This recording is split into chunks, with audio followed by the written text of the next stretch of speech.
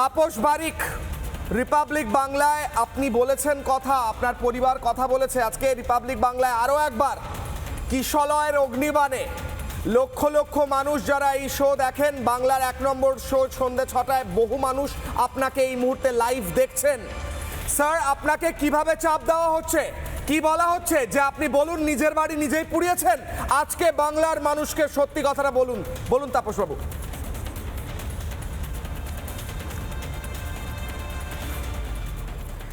দেখুন, এখনো পর্যন্ত আমি খুব আমার আতঙ্কে আছি। মানে যে বীভৎস ঘটনা, সেই ঘটনা মানে আমার মানে এখনো পর্যন্ত গা শিউরে উঠছে।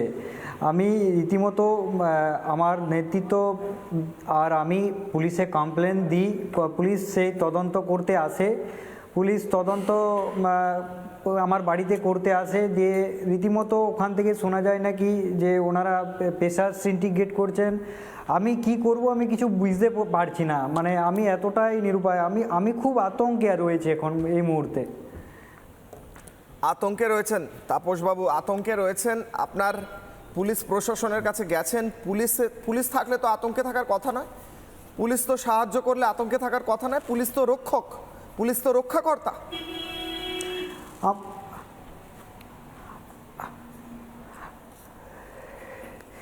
যে ঘটনাটা ঘটেছে আমি মানে খুবই মানে আমার শুধু গা শিউরে উঠছে ঘটনাটা। মানে যখনই আমি চোখ মুছছি তখনই আমার ওই ঘটনাটা চোখের সামনে আসছে। দিনের পর দিন আমি কী যে করবো আমি কিছু বুঝতেও পারছি না।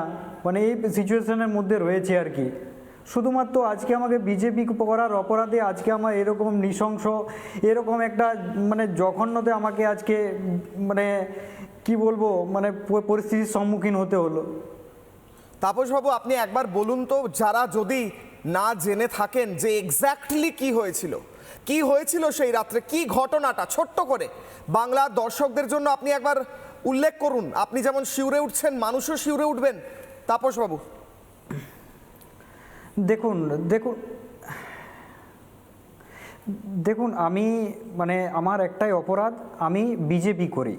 সেই অপরাধে আমাকে জ্যান্ত আমার মা বাবাকে জালি দেওয়ার প্রচেষ্টা চালিয়েছিলেন। যাই হোক, ভগবানের কৃপায় মানে ঈশ্বরের আশীর্বাদে আজকে আমি বেঁচে ফিরে আপনাদের সাথে কথা বলতে পারছি। এটা আমার খুব ভাগ্যের ব্যাপার।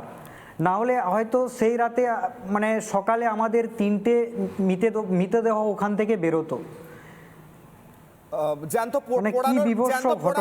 পোড়ানোর চেষ্টাটা কিভাবে হলো? আমি না বিজেপি, আমি বিজেপি করি, তার অপরাধে আমাকে আজকে এরকম সম্মুখীন হতে হলো। বিরোধিতা করা যাবে না। তাপসবাবু, কিভাবে পোড়ানোর চেষ্টা হয়েছে? বাইরে থেকে শিকল লাগিয়ে, ছিটকিনি লাগিয়ে আগুন জ্বালিয়ে দেওয়া হয়েছে?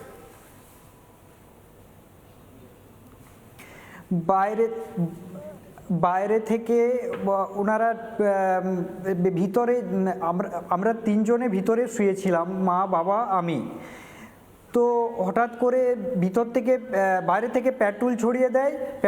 পেট্রোলটা ভিতরে দরজা পর্যন্ত প্রবেশ করে। তখন আমি গন্ধে পাই, তখন দেখছি মা বাবা চিৎকার করতে থাকে, চেঁচামেচি করতে থাকে প্রচণ্ড পরিমাণে।